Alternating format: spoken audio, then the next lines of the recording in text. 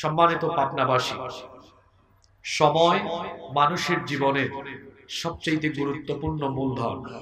ঘড়ির কাঁটা থেমেনি, ঘড়ির কাঁটা ঘুরছে, আর আমাদের জীবনের গুরুত্বপূর্ণ মূলধন সময় চলে যাচ্ছে। সময়কে থামিয়ে রাখা যায় না। আমরা কোরআনে কারীমের মাহফিলে কোরআনের তাফসীর শুনতে এসেছি।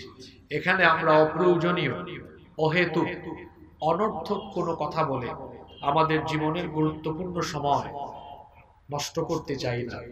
এজন্য আমরা অহেতুক কোনো কথাবার্তা না বলে সরাসরি কোরআনে কারীমের দিকে পরিপূর্ণ মনোনিবেশ করে আমরা আমাদের হৃদয়ের কান লাগিয়ে হিদায়াতের নিয়তে প্রতিটি কথা বলার এবং শোনার চেষ্টা করব ইনশাআল্লাহ।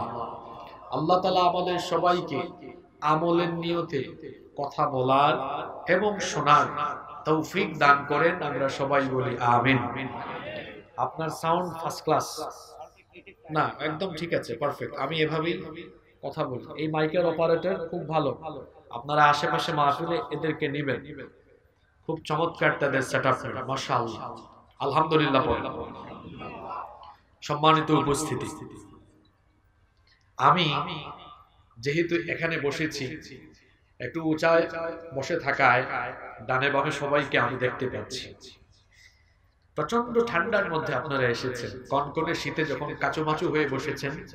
কোরআনের আলোচনা চললে তো একটু সাকিনাও নাজিল হয়। এজন্য আমি দেখতে পাচ্ছি কেউ কেউ ঝিমাচ্ছেন। আমরা এই ঝিমানো বাদ দিয়ে কনসেন্ট্রেট হয়ে আমরা কথা শুনবো, পারবো না ইনশাআল্লাহ? যুবক ভাইয়েরা, ইয়াং যারা আছেন, আমাকে একটু সহযোগিতা করেন। আমরা একটু আল্লাহর বড়ত্ব ঘোষণা করে আল্লাহর নামে 3টা তাকবীর এই কারণে দিব, ইমানটাও তাজা হবে, ব্যাটারি যাদের ফিউজ আছে, ব্যাটারি চার্জিং লেভেলটা ফুলফিল হবে, তার পাশাপাশি যাদের ঘুম আসছে, ঘুমটা কেটে যাবে ইনশাআল্লাহ। যুবক ভাইয়েরা সবাই রেডি আছেন? নারায়ে তাকবীর। যুবকের আওয়াজ যুবকের মতো হওয়া উচিত।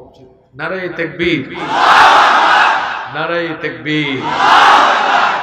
জমজমাট হলো, অর্থাৎ সবার মনোযোগ এখন চলে আসবে ইনশাআল্লাহ।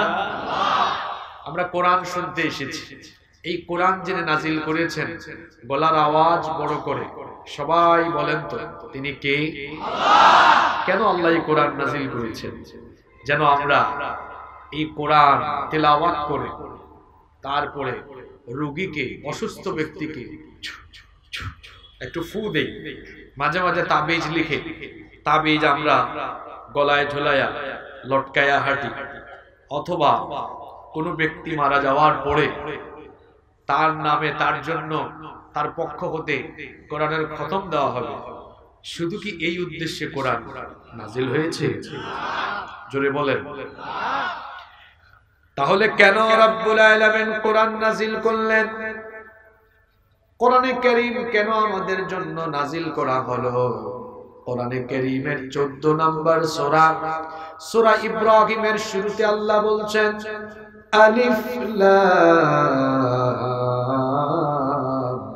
রা কিতাবুন আনজালনাহু ইলাইকা লিতুখরিজান নাসা মিনাল-যুলুমাতি ইলান নূর।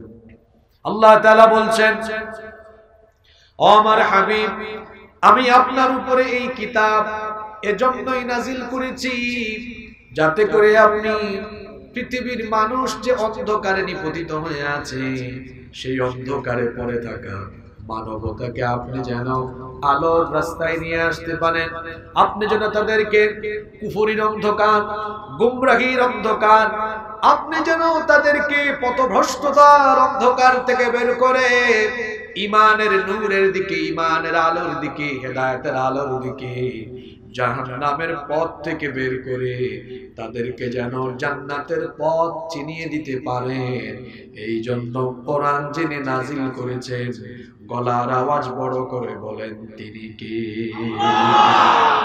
এটি এসেছে আমাদেরকে জান্নাতের পথ দেখিয়ে দেওয়ার জন্য।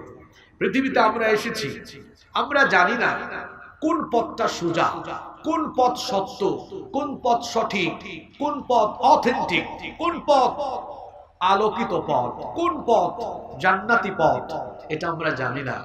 আপনি যদি অজানা কোনো গন্তব্যে যান, আপনি যদি সফর আরম্ভ করেন, রওনা করেন, রাস্তা না চিনলে যে ব্যক্তি চিনে সেই ব্যক্তি বলে দিলে ওই রাস্তায় গেলে আপনার লাভ আছে না লস আছে? আমার কথা বুঝতেছেন আপনারা? দেখেন, আমার মোবাইল ফোন বন্ধ করে রেখেছি। আমার পারিবারিক চিন্তা, আমার ব্যক্তিগত কাজ, পারিবারিক কাজ, সব কিছু থেকে আমি নিজেকে এখন মুক্ত রেখে আমি এখন কোরআনের দিকে মনোনিবেশ করেছি। কোরআন থেকে ফায়দা পেতে হলে দিলের কান লাগিয়ে কোরআন শুনতে হয়। আমি দুইজন ব্যক্তির নাম বলি, এই দুইজন কোরআন শুনেছেন।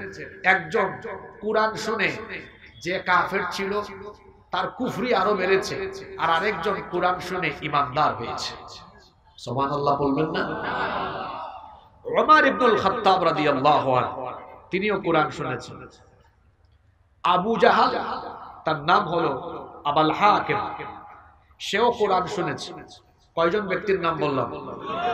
কার জবান থেকে শুনেছে? পৃথিবীর কোন আলেম উলামার জবান থেকে নয়। এরা কোরআন শুনেছেন স্বয়ং মুহাম্মাদুর রাসূলুল্লাহ সাল্লাল্লাহু আলাইহি ওয়াসাল্লামের জবান থেকে। কি বলেন?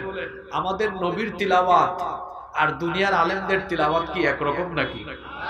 দুনিয়ার আলেমদের তেলাওয়াত শুনলেই তো মানুষ কাঁদে, আর আমার নবীর তেলাওয়াত যারা শুনেছেন, কি অবস্থা তাদের হয়েছে। একবার তো নাখলায় ফজরের নামাজে নবীজি ইমামতি করছেন, উড়ন্ত জিনেরা নবীজির তেলাওয়াত শুনে তারা উড়ন্ত অবস্থা বন্ধ করে থমকে দাঁড়িয়ে বলেছে, ইন্না সামি'না কুরআনান আজাবা, কি বিস্ময়কর কোরআনের তেলাওয়াত আমরা শুনলাম যা জীবনেও আমরা শুনি নাই। আল্লাহু আকবার। সেই নবীর জবান থেকে কোরআন শুনেছেন আবু জাহাল, কোরআন শুনেছেন ওমর ইবনুল খাত্তাব। একজন কোরআন শুনে এমনিতেই কাফের, আরো বড় কাফের হয়েছে। আর আরেকজন ওমর রাদিয়াল্লাহু আনহু কোরআন শুনেছেন, কোরআন শুনে নিজের অন্তরকে পরিশুদ্ধ করে ঈমানের পথে এসেছেন। মর্যাদা এত বেশি বেড়েছে, স্ট্যাটাস এমন বেড়েছে, নবীজি বলেছেন আল্লাহ তো আমার পরে আর কাউকে নবী বানাবেন না। যদি আল্লাহ আমার পরে কাউকে নবী বানাতেন তাহলে আমার পরে আল্লাহ আমার ওমরকে নবী বানাতেন। সুবহানাল্লাহ। এই দুইজনের কোরআন শোনার মধ্যে পার্থক্য আছে।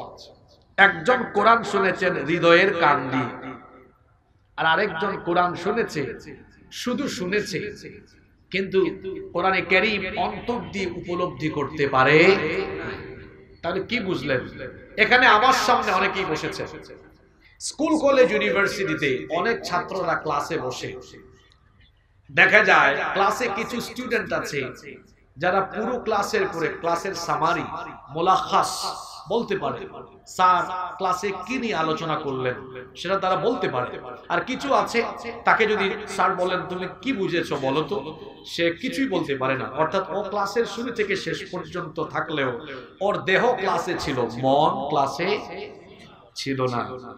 তাহলে এই মাহফিলে যারা বসেছেন এখানেও এমন কিছু মানুষ আছেন যারা বাড়ি যাওয়ার পরে তার বউ, তার বাচ্চা, তার ভাই বোন, তার রিলেটিভ বা ফ্রেন্ড সার্কেলের কেউ যদি বলে তুমি যে এত রাত পর্যন্ত মাহফিলে ছিলে, হুজুর কোন টপিকের উপরে কথা বললো, দেখে আলোচনা টপিকের একটু সামারি বলো তো। অনেকে আছে বলবে অনেক কিছু তো শুনলাম কিন্তু এখন কিছু বলতে পারছি না। আবার অনেকে আছে পুরো আলোচনার সামারি তার পরিবারের সাথে কিংবা আগামীকাল সে তার ফ্রেন্ডদের সাথে বসে শেয়ার করতে পারবে। আমরা অমনোযোগী শ্রোতা হব না মনোযোগী শ্রোতা হব? সবাই পারবেন তো? তাইলে মোবাইল টোবাইল রেখে দেন, আমার দিকে তাকান, মনোযোগী হয়ে শুনেন। আল্লাহ আমাদেরকে তৌফিক দেন। বলছিলাম আমরা জানি না কোন পথ সোজা পথ, কোন পথ জান্নাতের পথ। কোরআন নাজিল করে জান্নাতের পথ আমাদেরকে দেখিয়েছেন যিনি, গলার আওয়াজ বড় করে সবাই বলেন তো তিনি কে? তাহলে এই কোরআন আমাদেরকে জান্নাতের পথ দেখায়। সবাই বলেন কোরআন কিসের পথ দেখায়? সবাই বলেন কিসের পথ? আপনারা জান্নাতে যেতে চান তো? তাহলে কোরআন জান্নাতের পথ দেখাবে। কখন দেখাবে? যখন আমি কোরআনের হক আদায় করি।